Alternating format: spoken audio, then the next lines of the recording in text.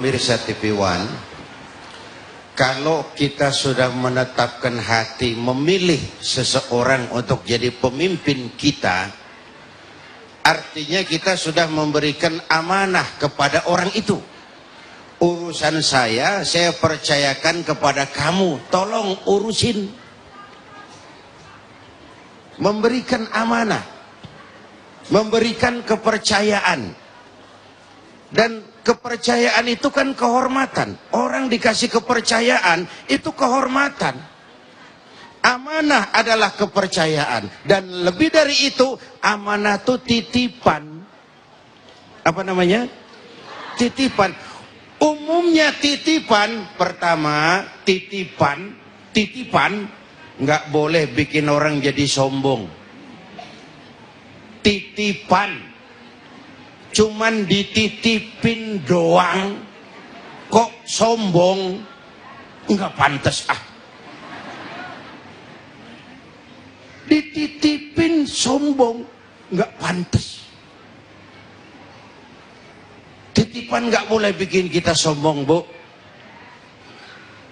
Mentang-mentang gelang kayak pelek beca, jalan angkat tangan terus, nggak boleh ah. Masa titipan bikin kita sombong?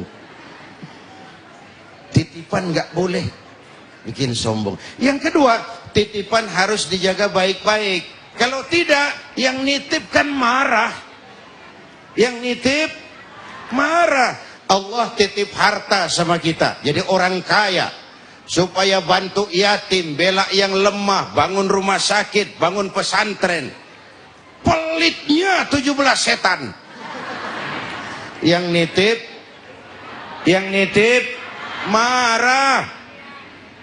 Allah titip Indonesia. Ini bicara Indonesia nih.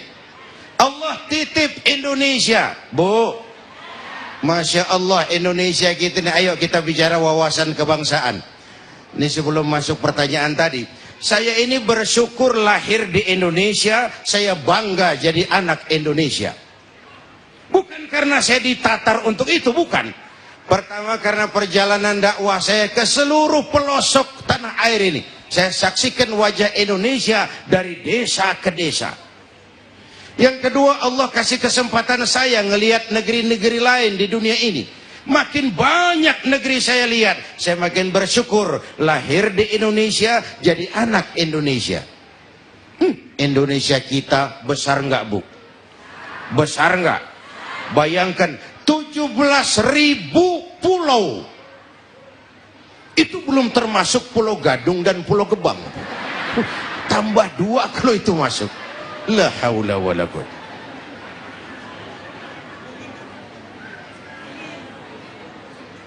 Buminya subur.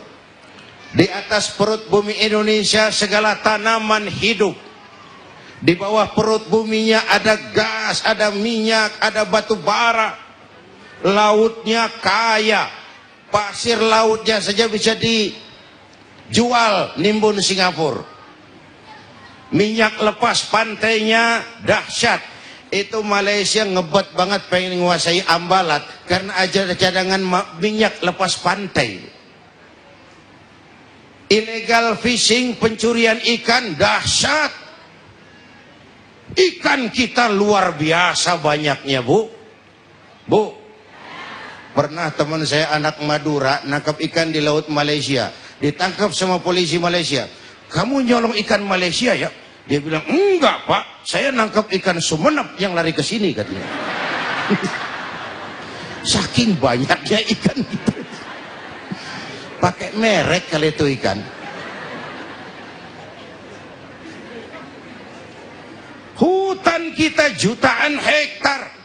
Bumi kita kaya, laut kita kaya, hutan kita kaya. Ini titipan Allah. Kekayaan negeri ini dikuasai oleh negara. Itu udah betul. Tapi harus digunakan bagi sebesar-besar kemakmuran rakyat. Itu amanat pasal 33. Disalahgunain boleh jadi yang nitip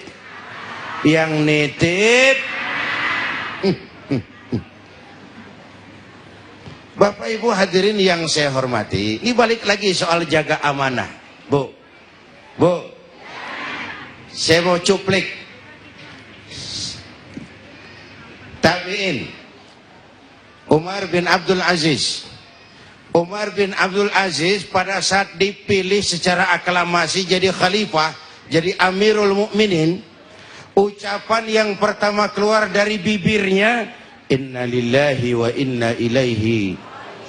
Diangkat jadi presiden khalifah, bukan alhamdulillah. Beliau bilang inna lillahi wa inna ilaihi rajiun.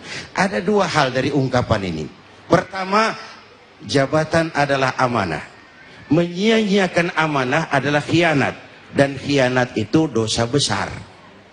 Bu, makanya ayat Quran di awal tadi oleh adik kita tuh, ananda kita bilang, jangan jadikan orang-orang yang mempermainkan agama sebagai pemimpin. Pakai Quran, demi Allah, tapi habis disumpahi, jabatan kemana, sumpah kemana. Bertakwa, abe monyong bertakwa. Takwa ngalor dia ngidul. Bapak Ibu hadirin yang saya hormati, nggak sesuai, cuma dijadikan sebagai bemper, kulit, lagi-lagi bungkusan. Padahal demi Allah tuh taruhan terakhir. Makanya zaman kita ini kan banyak orang bisa memberi contoh, tapi sedikit orang bisa menjadi contoh. Kasih contoh mah gampang, jadi contoh yang susah tuh. Ya Bu, kadang-kadang mulutnya melantang, Pancasila satu ketuhanan yang Maha Esa, mulutnya, perbuatannya kesetanan yang luar biasa. Ya sesuai ucapan dengan perbuatannya. Bapak Ibu hadirin yang saya hormati, menyia-nyiakan amanah adalah khianat, dan khianat dosa besar. Oleh jadi jabatan musibah dianggap Umar. Yang kedua, ungkapan innalillah itu kesadaran batin yang sangat tinggi. Segalanya dari Allah, segalanya kembali kepada Allah. Dapat jabatan, rezeki Allah. Kehilangan jabatan, Allah juga urusannya. Jadi orang nggak kena sindrom. Ya, coba dah orang-orang kita nih Indonesia, asal copot aja dari jabatannya, cepet banget sama kurus. Nih Pak Yezar kasih makin gemuk, saya lihat kehilangan jabatan. Karena sadar itu cuma sekedar amanah. Banyak orang kita yang kena post power syndrome. Makanya Rasulullah bilang, irhamu salasatan minan nas. Kasihani 3 macam orang. Pertama, azizan zalla, orang mulia jatuh hina. Tuh kalau nggak kuat sindrom, mentalnya broken tuh. Biasa dibukain pintu, ajudan ngalor ngidul, sekarang di jalan kagak ada yang negor.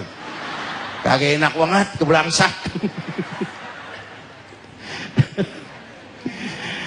Yang kedua, ghaniyan qadif taqara, orang kaya jatuh miskin.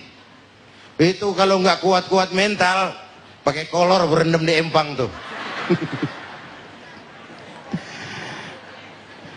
Yang ketiga, wa faqihan yal'abu bihil juhal, ahli fikih tapi dipermainkan orang bodoh yang sedang punya kekuasaan.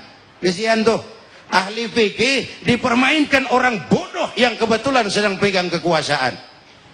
Bapak Ibu melahirkan fatwa sesuai dengan pesanan. Gimana Kiai? Haram. Ah, damai Kiai, haram dikit dah. Pakai haram-haram dikit begitu modelnya. Bapak Ibu hadirin yang saya hormati, jadi kesadaran itu dari Allah dan akan kembali kepada Allah. Saya kasih contoh yang enak. Nabi Ayub itu kan sebelumnya beliau tuh kaya Nabi Ayub itu. Dan iblis tuh nggak seneng. Iblis bilang sama Tuhan, Rabb, hambamu yang namanya Ayub itu dia mau ibadah cuma karena dia kaya. Coba dia miskin, perek sembayangnya, berhenti. Kata Allah, aku tahu Ayub hambaku yang ikhlas. Saya buktiin Tuhan, silahkan. Iblis turun ke alam. Mula-mula dia rusak sawah ladang Nabi Nuh, Nabi Ayub. Lalu dia binasakan binatang ternaknya. Buras dari orang kaya jatuh jadi orang paling miskin. Nabi Ayub sedang ibadah di mihrab. Datang iblis. Ayub, Ngapain? Ibadah. Nyembah Allah? Iya. Tahu nggak kamu? Kenapa? Allah yang kamu sembah udah bikin miskin kamu. Binatang ternakmu binasa, sawah ladamu habis, sekarang kamu orang paling miskin. Udah berhenti dah, ngapain nyembah Tuhan begitu? Ini iblis memang pinter, Pak. Kata Nabi Ayub apa? Ini yang mau saya sampaikan.